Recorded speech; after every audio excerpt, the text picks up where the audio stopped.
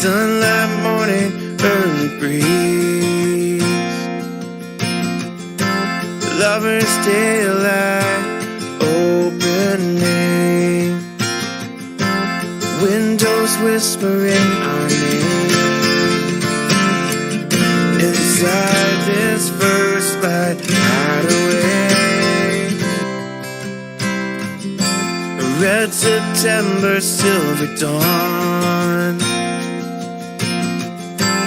perfect photograph, quiet song, resting in each other's arms, with galaxies of fallen stars, hearts beat in unison, eyes wide open, two like one. Love won't lead us apart. We've come too far, and right now the sun is ours.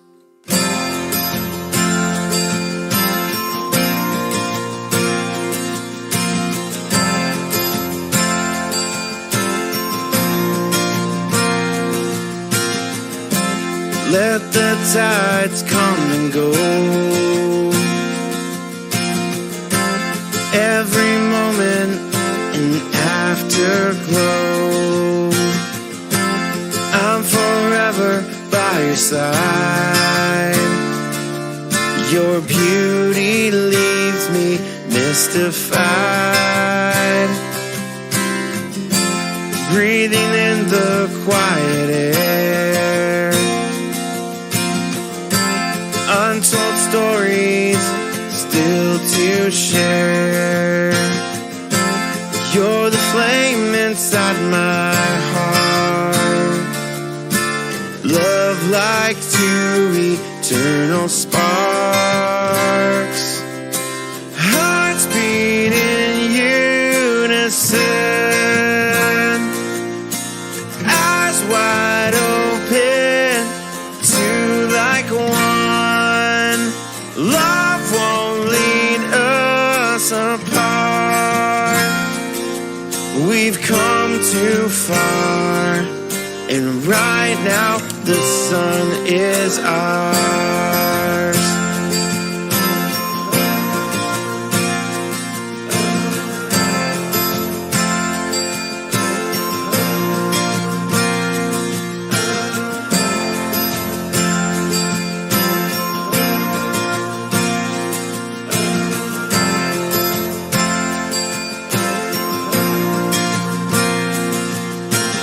Thank you.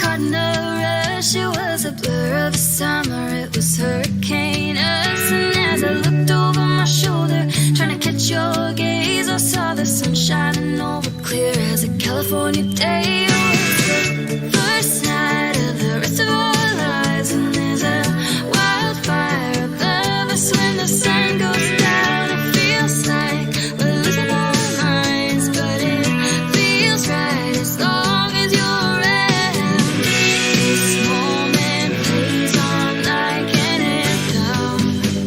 Oh, you keep me wild. All the stars in the sky, all the lights on the highway. Oh, they keep us coming alive.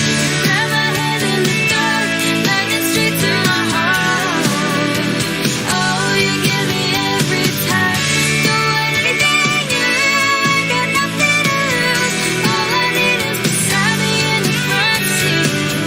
Something about you, been rolling me. Some kind of new American dream. All the plans we made, all the dreams we chased, all the wrong turns right in the end. I believe ain't it kind of high you give me every second on fire and every dream. Like whiskey on ice, a bonnie climb. We're together, so denying. Something right about you, some kind of new American dream. All the stars in the sky, all the lines on the highway. Oh, they keep us coming alive. Grab my hand in the dark, lightning straight to my heart. Oh, you give me every time. All the stars in the sky, all the lines on the highway. Oh, they keep us coming alive. Grab my hand in the dark, lightning straight to my heart. Oh, you give me every time. Don't want anything new, I got nothing to lose. All I need is beside me in the front seat. Something about you, been rolling me. Some kind of new American dream.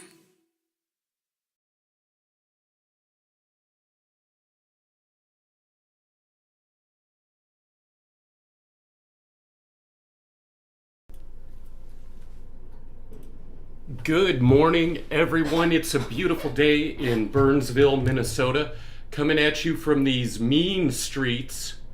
We got a great show planned today. We're going to talk about some folks who were born, one who passed away today, and we're going to talk about the blue jellies that have been landing on the beaches of California for the last couple weeks. And then we're going to get into UGC 4211. It's a galaxy about 500 million light years away. I hope you'll enjoy our time together today. It's our first live stream. Can't lie, I'm a little nervous. I can't see how many people are watching, and that's probably a good thing. The moose are migrating in Sweden today, and the Swedes have put them up on TV. They've got multiple cameras running, and let's see what we can see.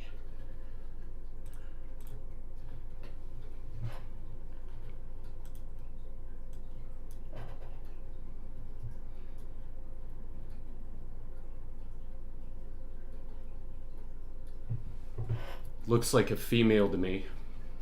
I'll put a link in the description later to their site so you can watch these all day long if you want.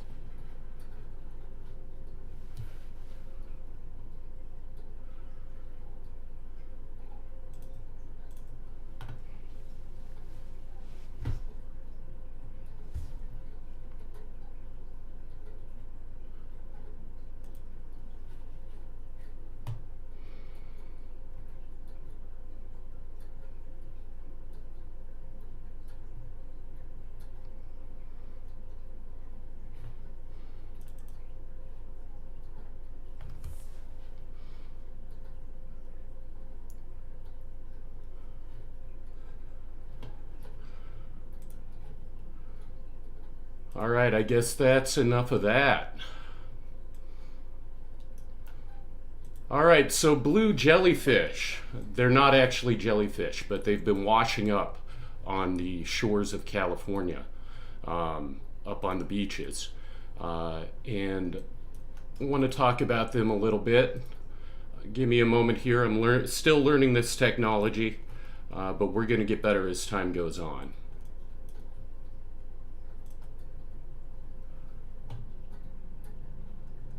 All right.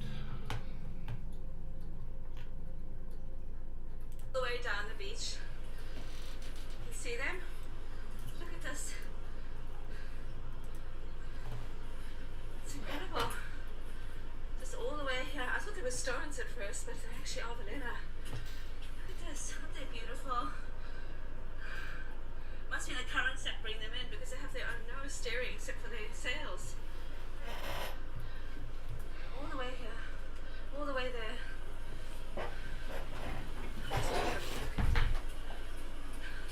Look here too. Big ones. The blue. Absolutely amazing. The California State Parks of Orange County, also put up a photo here. I'd like to share that with you. These are not actually jellyfish. They're called Velella Velella, genus Velella, species Velella. It means by the wind sailor. They are Cnidarians, just like jellyfish, but these are a little different, and I'd like to talk about that a little bit with you.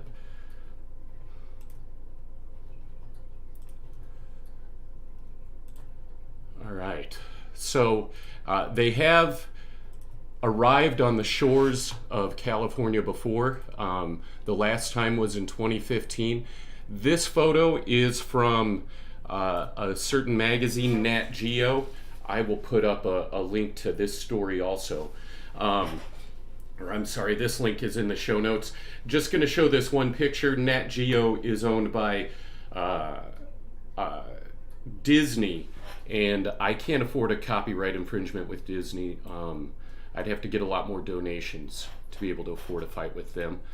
You can see there's just zillions and zillions of these things. When they dry up, they're like little pieces of plastic.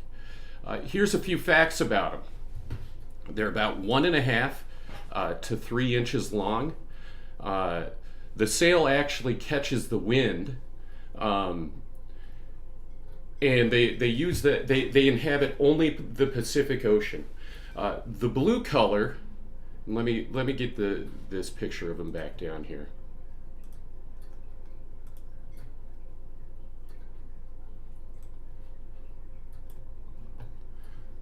The blue color actually protects them from the sun because they float on the top of the ocean.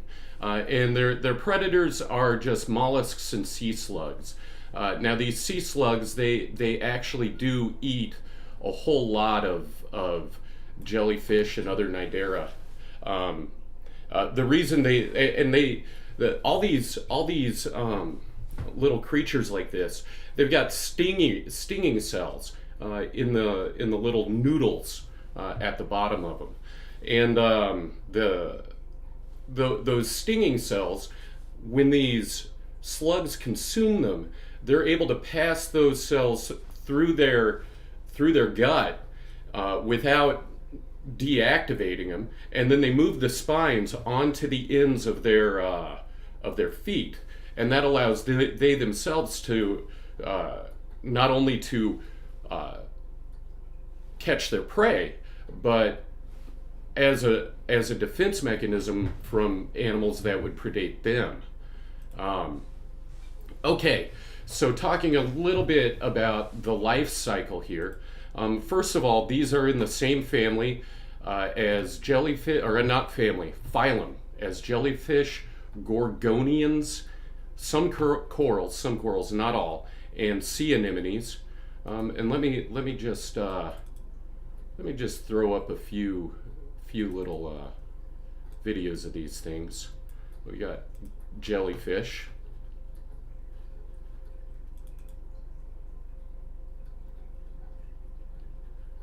there's the sea anemones.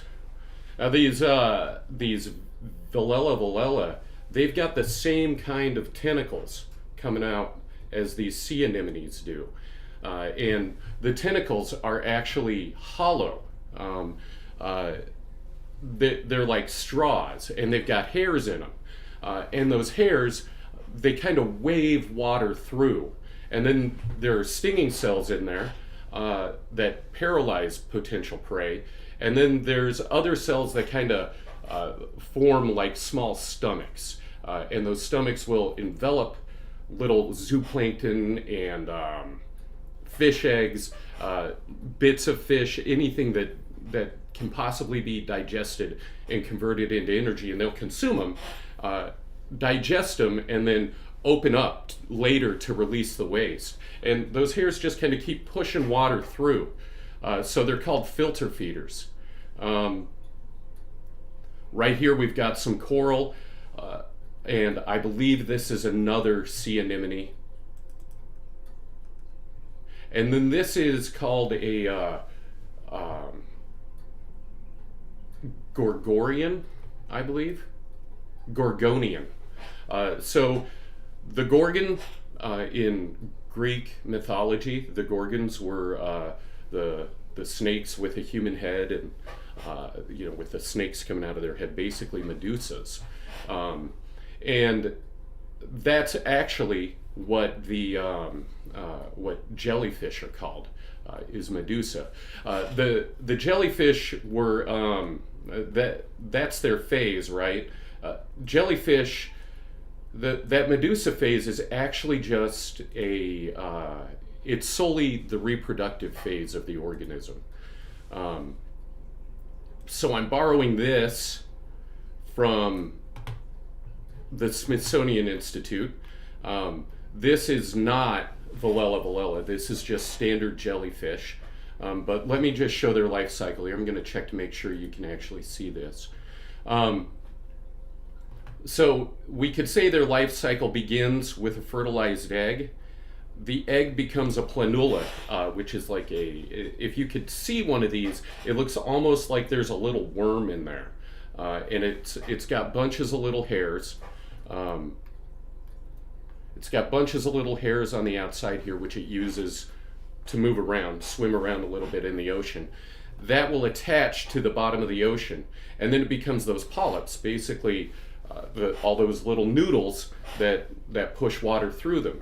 And then when it buds, it just keeps on cranking out all these jellyfish, just one after another, which is why we can see these huge numbers of jellyfish just out in the ocean. The jellyfish, their sole purpose is to move around, produce gametes, some produce eggs, others produce sperm, and when those gametes, fertilize each other, you get this egg, and that life cycle continues. To me, it doesn't sound like a whole lot of fun. It's like you go through all this trouble to build, the part of you that's going to have fun, and then it just goes off and has its fun, and you're still stuck on the bottom of the ocean doing all the work. So what these Velella Velella do, and I lost my picture of them. What these Velella Velella do,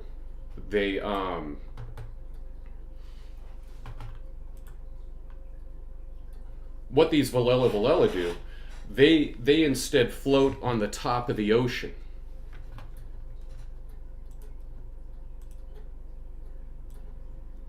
And I built my model of one right here. Made it out of Play-Doh and noodles. Each of these little noodles is basically like a polyp. Now, it was thought for a long time that these colonies were actually a biodiverse group of all these polyps. But as it turns out, they are genetically identical. So just one planula, if it survives, will form that base, and then it will produce all these different genetically identical polyps, and it has that sail on top. And then the several of these polyps, so you've got some that eat and some that just bud out, and they just produce these tiny little jellyfish, and they're just microscopic sized jellyfish that then go out and they reproduce. Again, like I said, they're not jellyfish like the jellyfish family. They are a separate family, but that's how they roll. All right, so on to the next thing. That's enough about Velella Velella. We could talk about them. Oh, you know what? I lied. I'm not done. We're going to talk one more thing. So Johns Hopkins University, they have produced a sensor platform that's based on these Velella Velella. And this is a stock photo they used of a whole bunch of them floating out in the ocean. And then I'm just going to roll down here. They built this little machine, and they say it's actually a biodegradable plastic, so it won't pollute the ocean. But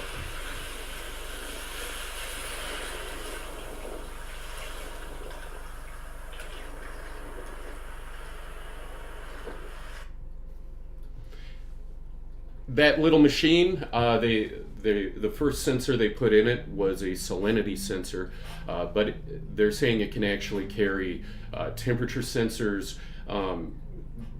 pH sensors that they can then send out into the ocean. And when they're out in the ocean, they'll be able to send back data. And you can see this is the path that one of them took when they just put it out there to float. So there is some benefit to mimicking that biological design. And the bottom line is you want to study hard so you can go to Johns Hopkins and you can make that.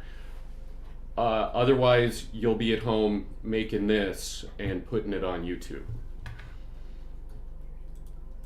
All right, born this day. Let me get this down here.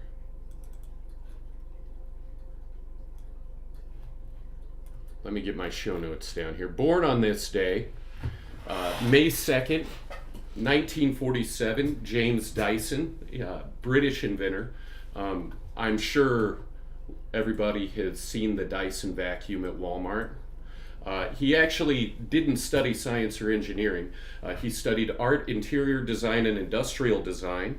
And his wife actually financially supported him. She was an art teacher. And somehow she was able to piece together enough for them to live on, plus fund. I believe he made about 5,000 prototype designs until something finally caught on and he got a workable design. I guess the workable design was first generated in 1989. They weren't able to start selling them until 1991. And some other inventions are the air blade hand dryer. The air multiply, I haven't seen it, and then a supersonic hair dryer. He has started his own foundation. The foundation is actually a nonprofit to support and encourage children to become inventors. All right, we've got a second Brit, Gladys Isabel Harper, maiden name Mackenzie. She studied physics and mathematics at the University of Edinburgh. That's where she was born. It was in Edinburgh, Scotland. She studied physics and mathematics, went on to become a professor, taught thousands of students. Her research first was alpha particles, which I've got I had a drawing of an alpha particle here. That's okay, I can make another one up real quick.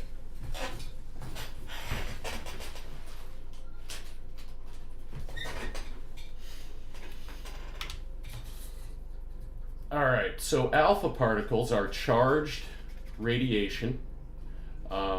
They've been called helium nuclei because they consist of 2 protons and 2 neutrons. So 2 protons, each has a +1 charge. The neutrons have no charge. So the overall net charge on these is +2, +2. Let me just widen out my screen a little bit here.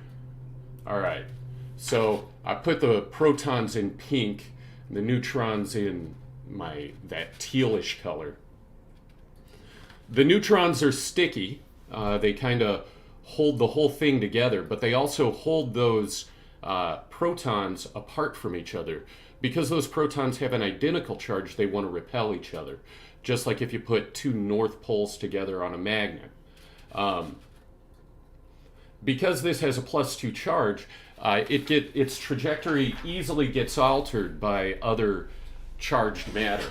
So whether we're talking about electrons, other atomic nuclei, those alpha particles, whenever they pass one, they're going to get whipped around or turned away. So if it's going through an electron cloud, it's going to kind of get curved past it. So she spent all this time studying the velocities of these things through different gases. The reason that's important is because by studying those things, we learn more about quantum mechanics. And for example, when you talk about technology, without understanding quantum mechanics, we wouldn't have like the computer you're watching this on. She also researched X-ray spectroscopy, and I'm trying to remember, I believe monochromatic dyes, using monochromatic dyes. Now these are dyes that are sensitive to X-rays, not necessarily visible light. So if you were looking at it, you may not be able to see that a dye is there. That's important because, well, for many reasons, but in part because it led to X-ray crystallography, which that X-ray crystallography led to the discovery of the structure of DNA. And let me just put up an image. That is an X-ray image of crystallized DNA. That structure was studied by Rosalind Franklin. I don't have a picture of her available. That's all right. We can get one up here real quick.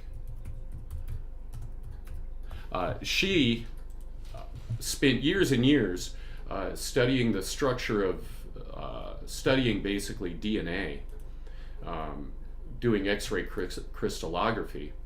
And unfortunately, she passed away before the Nobel Prize was awarded. Now, she did not write the paper that described the double helix. That was Watson and Crick. There's been a lot of criticism of them because they did not give her proper credit. But one of the rules, it's my understanding, with the Nobel Prize is you have to be alive to receive it. And unfortunately, she developed cancer probably from messing with all these X-rays, and was not able to get credit during her lifetime. Anyway, getting back, Gladys Isabel Harper, she passed away in 1989, and even though not famous, a very important mathematician. So someone who died this day, Leonardo da Vinci. I am not going to sit here and lecture on him. Other people have done it better.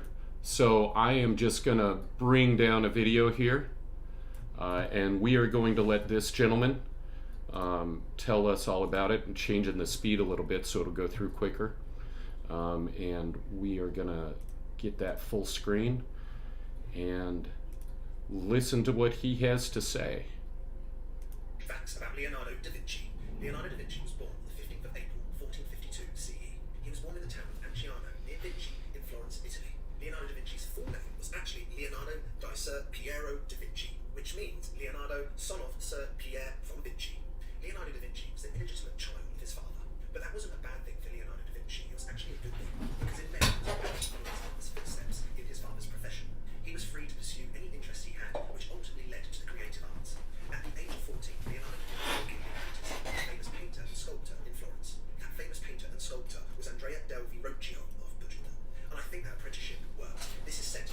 false painting. It's called the Baptism of Christ, and Leonardo is said to have created it when he was around 18 to 20 years old. Not bad. Leonardo da Vinci is known for being a painter, a sculptor, an architect, a writer, anatomist, geologist, astronomer, botanist, inventor, engineer, and scientist, a true Renaissance man. But he was also said to be a great musician.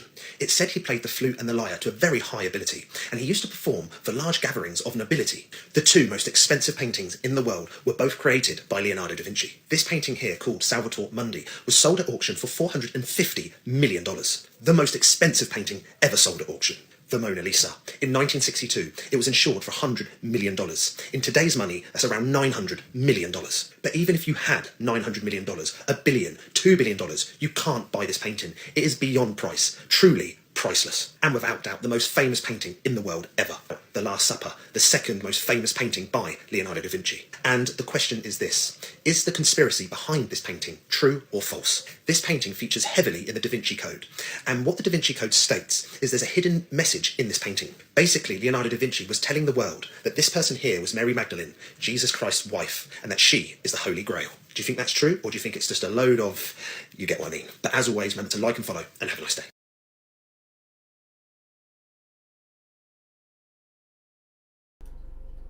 All right, so that was Mad About History on TikTok. Shout out to Mad About History. I will also put a link to this in the description. And of course, these show notes are going to be up on my website, thesexyuniverse.com. If you're enjoying the show so far, please hit like. Don't be afraid to subscribe. And leave your thoughts in the comments section. Roast me if you gotta. Try not to roast each other. Leaving your comments actually helps the algorithm. It'll get me more views, which this is going better than I expected. So I'm not afraid to have a few views. All right, so now we are going to move on to talk about UGC 4211. And let me move this out of the way. Like I said, it's about 500 million light years away, 462 according to the redshift. And I am just gonna, I want to see if I can zoom in on this. Just a moment.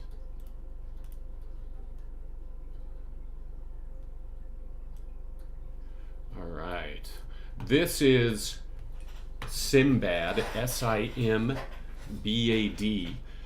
It's at the University of Strasbourg. Almost feel bad giving away my secrets here, but if we zoom all the way out, so this is our night sky. As you can see, the whole thing isn't mapped out. This bright star here is Beta Cancri. It's the brightest star in Cancer. The Cancer constellation is kind of weird. It goes way, way out. These are the main stars of it right here. I'm kind of in the way. Let me see if I can shrink myself down a bit. So these are the main stars. These right here are the main stars. And Beta Cancri, Beta Cancri, the brightest star in Cancer.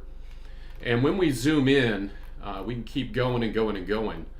This is UGC 4211. It's a Seyfert 2 galaxy. Seyfert 2 galaxies are active galaxies. There are active and inactive ones. Seyfert 2s are, they're basically old galaxies. And usually old galaxies are not active. They're full of dust. They're full of spent hydrogen. Basically, so many stars have been created and burned out that there just isn't as much hydrogen as there was at the beginning of the stelliferous phase of the universe. But what happens is you can have two galaxies that collide, and that's what happened that formed UGC 4211. So you have basically, you see one galactic core, but there's actually two there. And if you notice the shape of this thing, it looks like a pirate hat on its side. This is not like a regular round plate of a galaxy like we're used to looking at, like pictures of the Milky Way. So let me zoom back out here. These two galaxies collided, it's estimated a couple billion years ago, maybe 1 billion years ago. And each one of them had its own supermassive black hole. And these were actually recently mapped. So I'm going to bring down that study here. If you'll just be patient with me for a moment.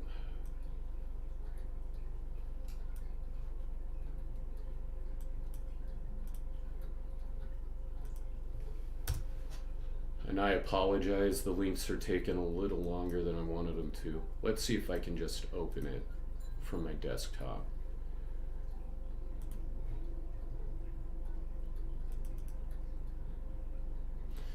All right, so this paper here, I will also put a link. I've got a link to this in the show notes. Again, they will be on my website, thesexyuniverse.com. So the researchers on this study, they got the use of about, I believe it was 12 different, I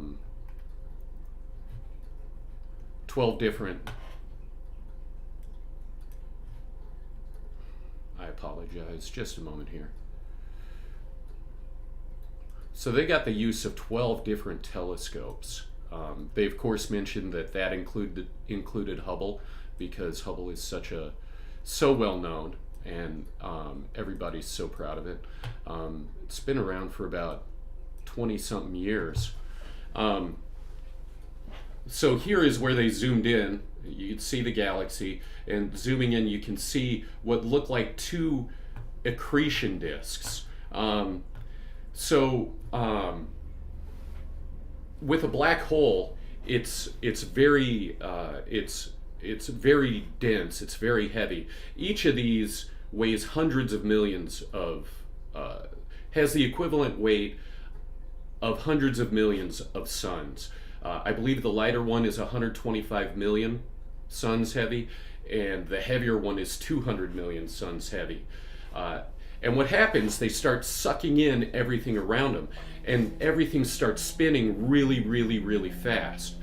So all this gas, stars, planets, spaceships, whatever is getting sucked in there starts spinning really, really fast. It gets really hot. It basically all kind of burns up and comes apart. And that's called the accretion disk. And those accretion disks get really, really bright. So they were able to discern these two. And we're just talking about hundreds of hours of telescopy, and then even more work analyzing the images. And they called the smaller one the North Pole, and the heavier one the South Pole. And they're in this dance around each other. Obviously, the heavier one is going to be a little more stable, and the lighter one is going to move faster. But since they're both so heavy and they're so similar in size, neither one are going to look static.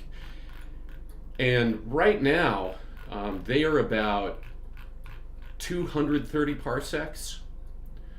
Let me just zoom in on this graph here. So they are currently 230 parsecs apart. And they have it marked on this graph right here. This line represents where they're at. 230 parsecs. A parsec is about 3.2 light years. So it's about 720, 730 light years apart. They're in what's called the dynamical friction stage. What that means is that both of these are running into so much gas, dust, and other matter in this galaxy that those things they're running into have a bigger impact on their motion than just the gravitational pull between them. Of course, the gravitational pull between them is ultimately the biggest thing, but they're both being strongly affected by all the other matter that's there. You can think about it like this: even though they're both super duper heavy, they're both surrounded by billions of stars at the moment. So those billions of stars have more tug on them in their immediate motion than either of them do.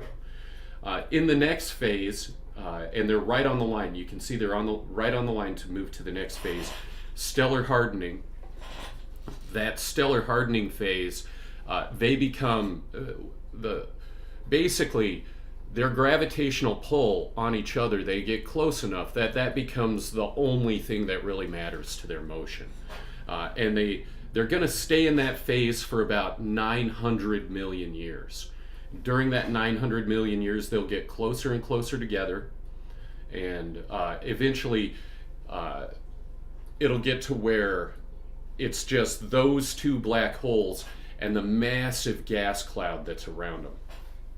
That gas cloud is going to have some effect on their motion, and when future generations look out there, what they're actually going to see is the behavior of the gas. These two will be so close together that there probably will be no way to differentiate them. All we'll be able to see is all the radiation that's being put out by this massive accretion disk that's going to be surrounding the both of them. And then finally, the only way we'll be able to detect them within that gas is going to be by their gravitational waves. And you can see that happens when there's about 30 million years left.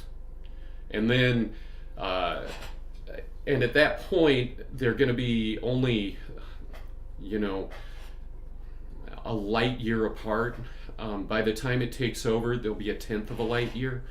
A tenth of a light year is about 3-4 times the distance of Pluto from the sun, but it's still just gonna take many years. It's just gonna take thousands of years for them to actually merge. Even though it doesn't sound like a huge distance with the way I describe it, it's still a really big distance, and they're not going to be moving at the speed of light. All right. So that is, I believe that is all I have to say about that. Let me just take a little bit further of a look here. Okay. So that says everything I need to say about that. All right. So the question is, not the question yet. Here is another recent study. This one was released last week that I want to talk about. First, I want to talk a little bit about quasars. They are the brightest objects in the universe. Let me open this up here in another tab. This here is on NASA's website. The photograph is 20 years old. These are a bunch of galaxies. This one right here, these are a bunch of galaxies. This one right here is the quasar. Visually, it doesn't look too much different from the others, other than that it's got this compact, round, kind of bright appearance. But when they pointed the Chandra X-ray telescope at it, you can see there's this massive emission jet coming out of it. So when you've got all that gas spinning around, and let me see if, okay, yeah, so you got an accretion disk, and that accretion disk, this is NASA's little video of an accretion disk. This represents the accretion disk of Messier 87. You can see it's all just spinning around.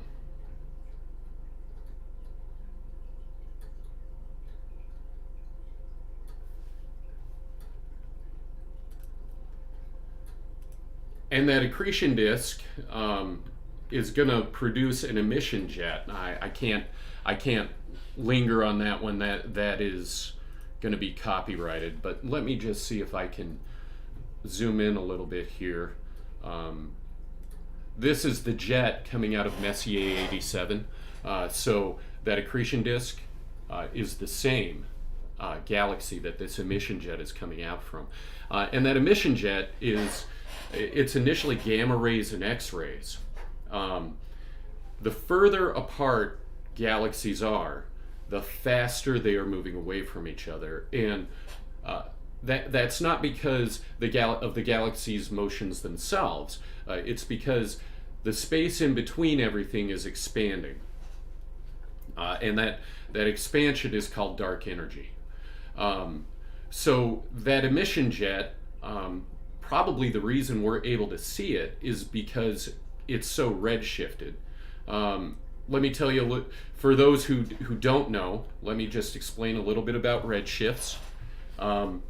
So if we have light always moves at the same speed. If I am running away from you and I were to throw a ball in your direction, the ball is going to go slower than if I was standing still. The reason it's slower is because you would subtract the speed I'm moving at from the speed the ball is thrown at you. And if I was going toward you, it would be the other way. It would come at you faster. But light doesn't work that way, and that's the basis of, that's basically the special theory of relativity. Light always moves at the same speed. But if something is moving away from, so if you're looking at light and it's something that's moving away from you, it's going to look red-shifted.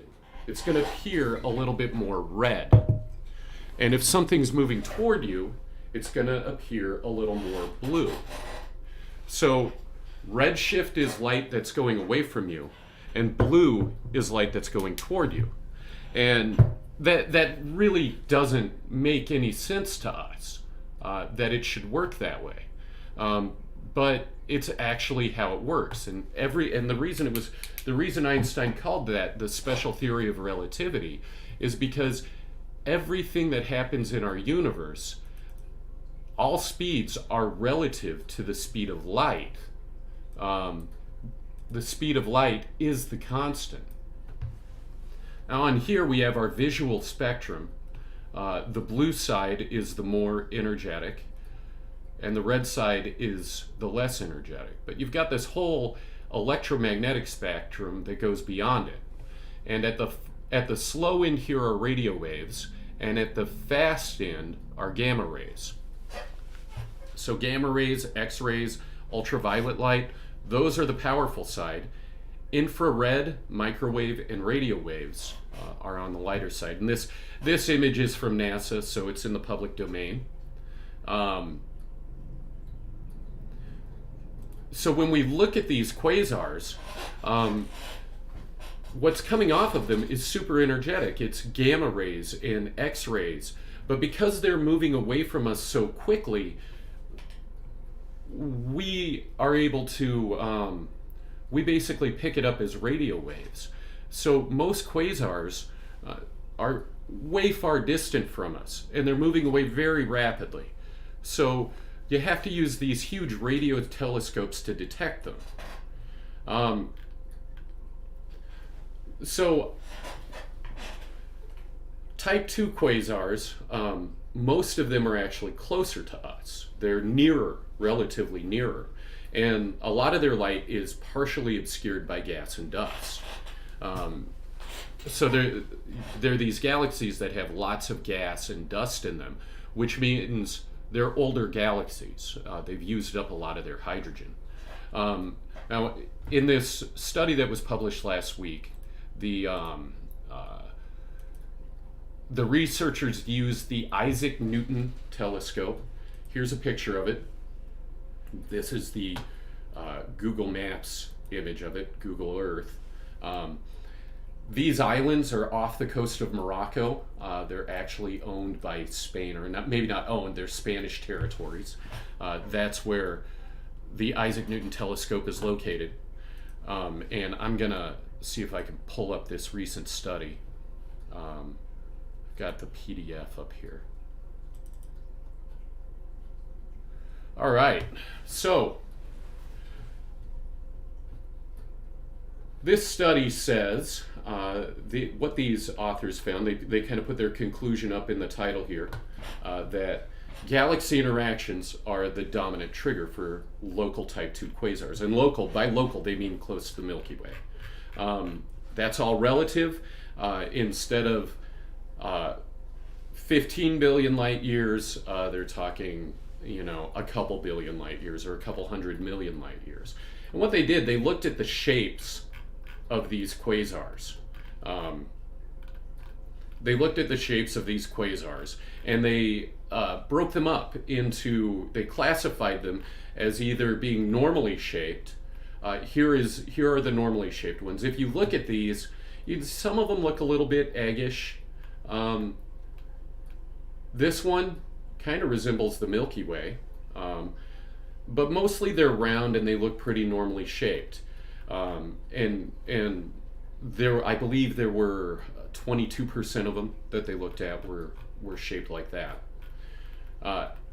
65%, so almost 2/3, had these unusual shapes. And if you remember our picture of UGC 4211, where it looked like it was shaped like a sideways pirate hat, these kind of resemble that. I mean, this one looks, like a triangle with rounded off corners. This, obviously, you've got these massive arms coming off of it. Looks like a dual galaxy anyway. This one looks like two crashing together. Very unusual shapes. And they found that 2/3 of them were shaped like that. And then there was this other group where they just really couldn't make a determination.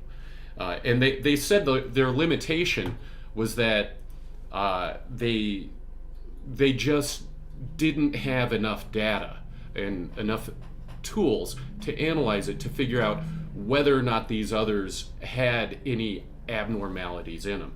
So 65%, they said, is the baseline for how abnormally shaped these type 2 quasars are. So the question is, what they concluded is that these type 2 quasars are probably formed when two galaxies collide. Two older galaxies collide and become an active galaxy. So they become Seyfert 2 galaxies, like UGC 4211. So the question is, will UGC 4211, is it destined to become a type 2 quasar? So the conditions that produce a quasar are difficult to get to.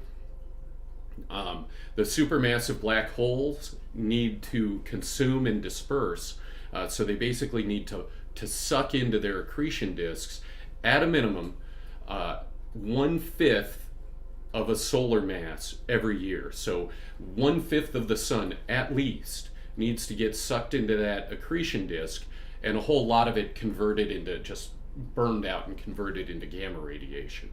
And that dispersion needs to keep going on, and what these authors estimated is at least 1 million years. The reason is because you're going to still have all this gas, dust, stars, and everything that would occlude it, that would get in the way of us seeing it. And so you have this jet that comes off, and that jet actually is going to produce, even though it's light, even though it's electromagnetic radiation, it still is going to produce a pressure, and that pressure has to push all that gas and matter out of the way.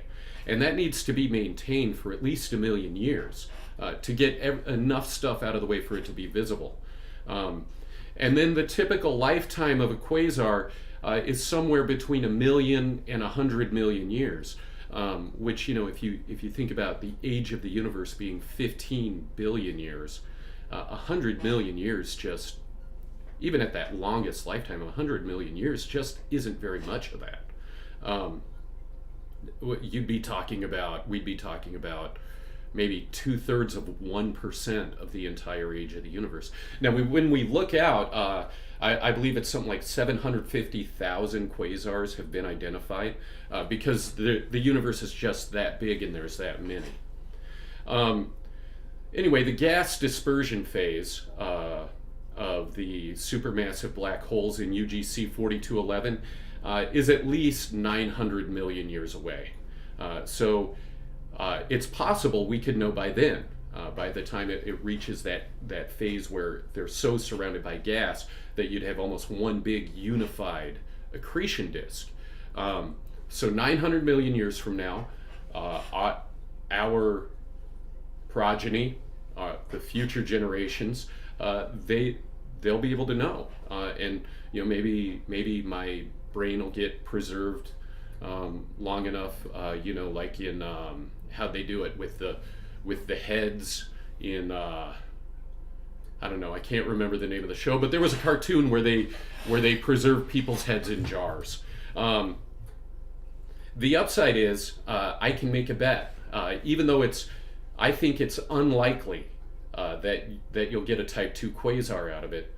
I'm willing to invest $1 in 30-year treasuries, and 30-year treasuries typically beat inflation by about 1%. So if we put that away, keep rolling it over every 30 years, put it away for 1 billion years, I calculate that it would be worth, adjusted for inflation, it would be the equivalent of 10 to the $4.32 million. So a 1 with 4.32 million zeros after it. So if you had that amount, I think it would probably get you by pretty well.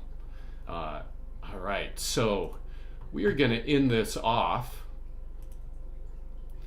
with this interesting TikTok I saw.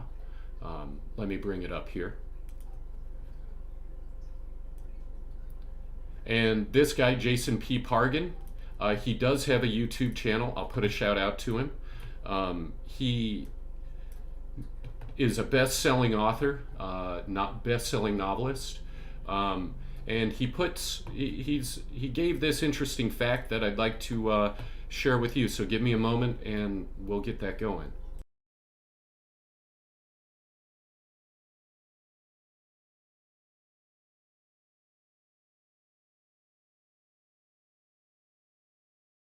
Here's a fact that science insists is true, but that I cannot make my brain understand. It has to do with these two shapes up here, a cube and a ball. For hundreds of years, there has been a thought experiment called Molyneux' question, and it's very simple. If you had someone who was blind from birth, so that they only knew objects through touch, if they regained their sight later in life, if you showed them two simple shapes, a cube and a ball, would they, without touching them, be able to tell you which was which? Now, your instinct is going to be to say, oh, this isn't a question at all. They would see this and say, well, I remember feeling those sharp corners in my hand. And they would see this and say, well, obviously that's the smooth shape I remember feeling in my hand. That's the cube, that's the ball. And that is wrong.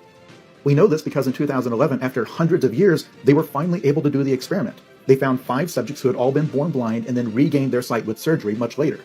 When shown these basic shapes but not allowed to touch them, they could only guess as to which was the cube and which was the ball.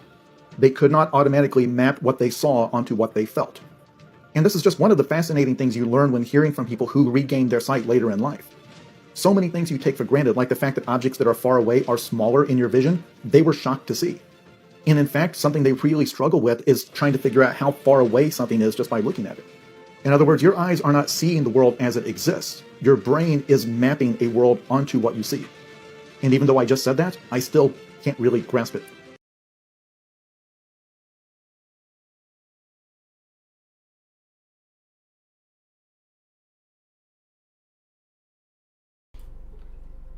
Sorry, I was muted. That is our show for today.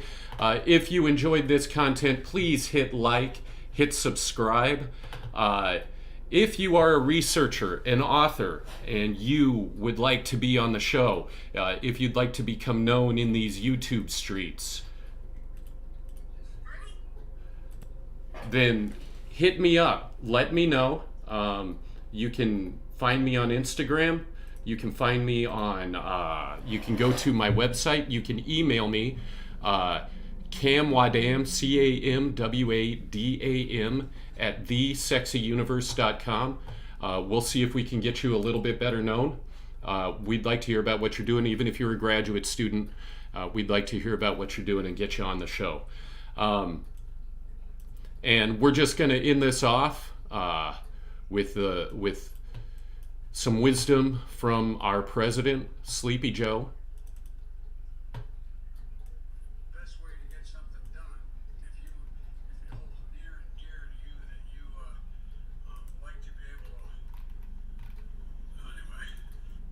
Let's replay that. The best way to get something done, if it holds near and dear to you, that you like to be able to. Anyway. All right, that's the end of it. God loves you, so do I, and we will see you next time on the Sexy Universe Struggle Stream, hopefully next week.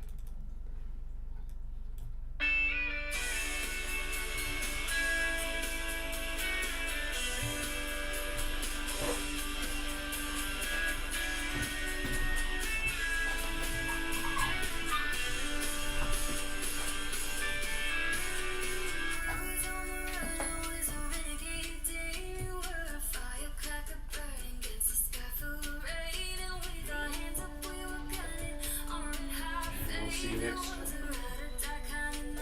Hopefully next week.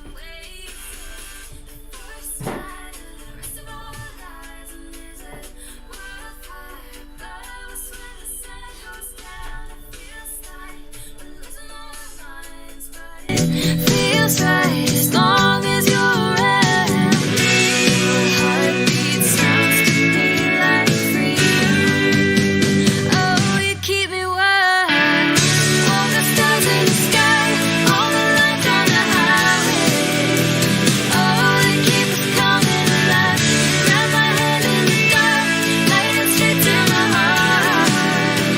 Oh, you give me every time. Don't want anything else, got nothing to lose. All I need is beside me in the front seat. Something about you, been what I need. Some kind of new American. We were moving fast, so we were caught in a rush. It was a blur of the summer, it was Hurricane Us. And as I looked over my shoulder, trying to catch your gaze, I saw the sun shining over clear as a California day.